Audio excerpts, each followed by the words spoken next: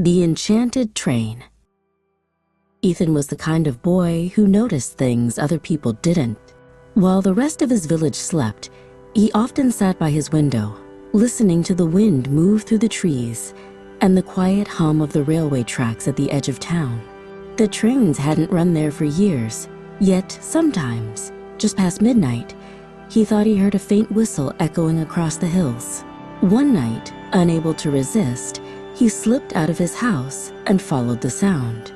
The old tracks shimmered under the moonlight, and then, out of the mist, it came. A train unlike any other. Its carriages glowed faintly with shifting colors, like the aurora borealis trapped inside glass. Across the engine's side were glowing words. The Enchanted Train, journeys beyond the world you know. The doors opened with a hiss, and a tall conductor stepped down. He wore a coat stitched with silver threads and carried a pocket watch that ticked without sound. "You've heard the call," the conductor said, tipping his hat. "Few do. Fewer still answer. Do you wish to board?" Ethan swallowed his fear. "Where does it go?" "To places where dreams and courage meet," the conductor replied. "Places that only reveal themselves to those who dare." In his pocket, Ethan felt something warm. He pulled it out. It was a glowing ticket, pulsing with his heartbeat. "That's your passage," the conductor said. "Come aboard." The inside of the train was unlike anything Ethan imagined. A dining car where teapots poured themselves and cakes floated gently onto plates. A library car where books whispered their stories aloud when touched. A music car where instruments played on their own, filling the air with melodies that made Ethan's heart soar. Children, families, even talking animals filled the seats, each clutching a glowing ticket of their own. The whistle blew and the train lifted, not just along the tracks, but into the sky itself, climbing higher until the stars blazed outside the windows. The conductor handed Ethan a shimmering map. Stations glowed across it, each with a name that stirred something deep in his chest. The Forest of Forgotten Voices, the Bridge of Shadows, the Palace of the First Dawn, the Valley of Lost Time. Every passenger's path is different, the conductor explained. The whistle will guide you. The whistle sounded again, and the train slowed as its first stop approached. Ethan stepped off into a forest where the trees whispered constantly. At first, it was beautiful, until he realized the voices were his own forgotten words. "I'm not good enough. No one will remember me. I'm afraid." The forest grew darker the longer he listened, but then he remembered the glowing ticket in his pocket, warm with light. "No," he said firmly. "I will remember the courage to keep walking." The whispers faded and the path cleared. Ethan returned to the train stronger than before. The next stop was a bridge stretching across a bottomless chasm. Shadows writhed below, rising to block his way.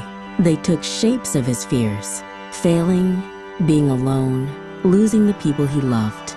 But a soft voice called, "Courage is walking even when shadows follow."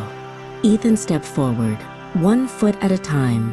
The shadows hissed, but they could not hold him. When he reached the other side, the bridge shone with silver light and dissolved, leaving the chasm sealed. Back on the train, the conductor nodded. "Well faced."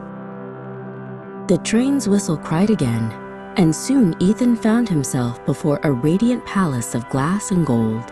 Its halls glowed with endless sunrise. Inside, he met a queen with eyes like morning stars. She held a crystal orb that flickered weakly. "This is the flame of hope," she said. "It dims when the world forgets kindness." She placed it in Ethan's hands. It was heavy, almost too heavy to carry. "You must keep it alive until it shines again." Ethan walked carefully, holding the orb. When he thought of the people he loved, it glowed brighter. When he remembered his bravery, it grew lighter. By the time he returned it to the queen, the orb blazed with golden light. "Hope travels best in young hands," the queen said. carry it always. The last stop was a valley where clocks floated in the air, their hands spinning wildly. Time itself seemed broken. Moments replayed, days flashed past, shadows of the past and future twisted together. At the valley's heart stood a small, fragile clock, its hands frozen. The conductor appeared beside Ethan. "This is your final test. To leave the valley, you must give back a piece of your own time." Ethan thought hard. Time was precious, hours with his family, days of his childhood. But then he understood. Giving meant creating room for something greater. He touched the clock and whispered, "I give my time so that others may find theirs." The valley shimmered. The clock stilled, then vanished, leaving only peace.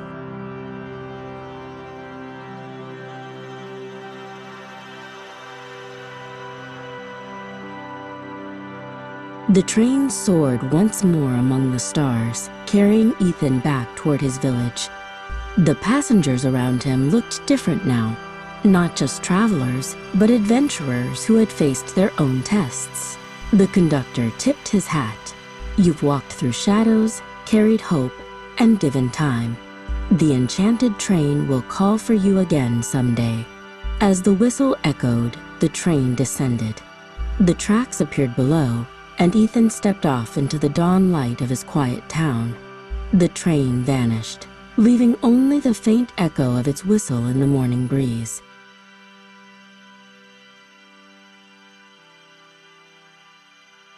Back in his room, Ethan wondered if it had all been a dream. But on his desk lay the glowing ticket, still warm, with new words written across it. "The greatest journeys are the ones you carry within." Ethan smiled. He didn't know when the enchanted train would return, but he knew that when it did, he would be ready.